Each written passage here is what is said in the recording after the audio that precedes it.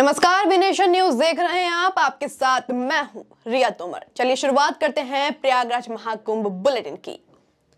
पहली खबर है, नागा साधु डुबकी से पहले करते हैं स्नान। जी हाँ, प्रयागराज महाकुंभ में नागा और साधुओं की काफी चर्चाएं होती हैं। शायद आपको पता ना हो, अपने माता पिता और खुद का पिंडदान कर सन्यासी बने नागा साधु गंगा के पवित्र जल में स्नान से पहले अपने शिविर को शुद्ध करते हैं। इसकी वजह यह है कि जब वे अमृत स्नान पर पुण्य की डुबकी लगाएं तो गंगा की गोद में कोई गंदगी ना जाए। इतना ही नहीं, सनातन धर्म की रक्षा के लिए जब नागा साधुओं की फौज बनी तो इन्होंने राष्ट्र के साथ मां गंगा और गाय की रक्षा का संकल्प लिया था। ये परंपरा आज भी चल रही है। प्रमुख अखाड़ों जैसे जूना, आवाहन, आनंद, महानिर्वाणी और अटल अखाड़े के नागो सन्यासी स्नान के लिए निकलने से पहले स्नान करते हैं। इसके बाद ही सभी धर्म ध्वजा के नीचे जाते हैं। सबसे पहले अखाड़े के इष्ट देव को पूजा जाता है और विधि विधान से भस्म स्नान किया जाता है।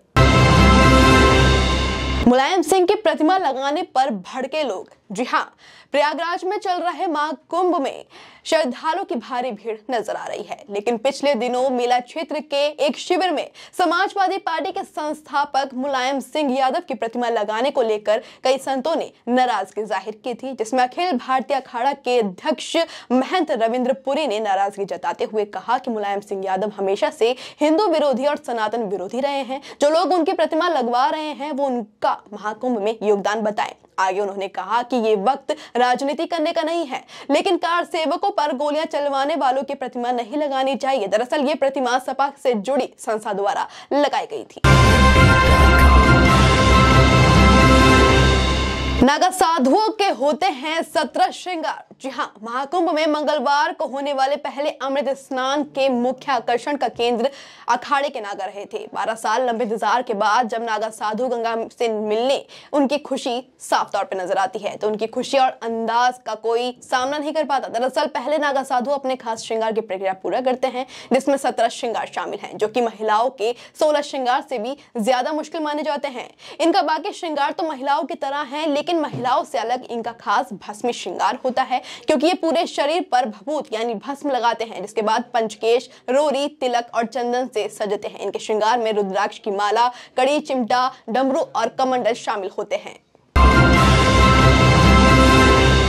एप्पल के फाउंडर की पत्नी लॉरेन पॉवेल जॉब्स बनी सनातनी। जी हाँ, महाकुंभ मेला क्षेत्र के निरंजनी पीठाधीश्वर कैलाश नंद गिरी के भव्य शिविर में एप्पल के फाउंडर स्टीव जॉब्स की पत्नी लॉरेन पॉवेल जॉब्स ने सनातन धर्म स्वीकारा। अब वे सनातनी हो चुकी हैं। महाकुंभ प्रयागराज में उन्होंने अपने गुरु महामंडलेश्वर कैलाश नंद गिरी से दीक्षा ली और उनका नामकरण कर गोत्र धारण किया, जिसके बाद से उनका नाम कमला हो गया है। लॉरेन महाकुंभ में 9 दिन तक अपने गुरु के कैंप में रहकर सनातन धर्म की पूजा पद्धतियां और जीवन शैली सीख रही हैं। उनके गुरु ने उन्हें गृहस्थ जीवन में धर्म पालन के दिशा निर्देश दिए हैं, साथ ही साथ आहार विहार और दिनचर्या की जानकारी दी। साथ ही लॉरेन ने शपथ ली है कि वह सात्विक भोजन करेंगी और नॉनवेज से परहेज करेंगी। हालांकि सनातन धर्म ग्रहण करने से पहले उन्हें स्पर्श दर्शन का अवसर नहीं मिला। उन्होंने भविष्य में बनारस फिर से आने की इच्छा जाहिर की है।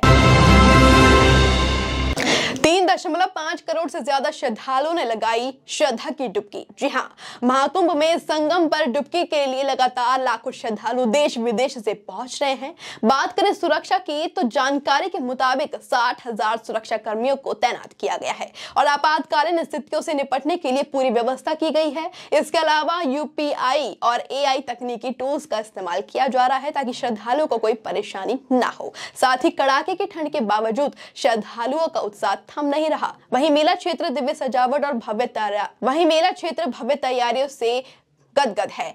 अब तक 3.5 करोड़ श्रद्धालु श्रद्धा की डुबकी लगा चुके हैं। महाकुंभ बुलेटिन में इतना ही।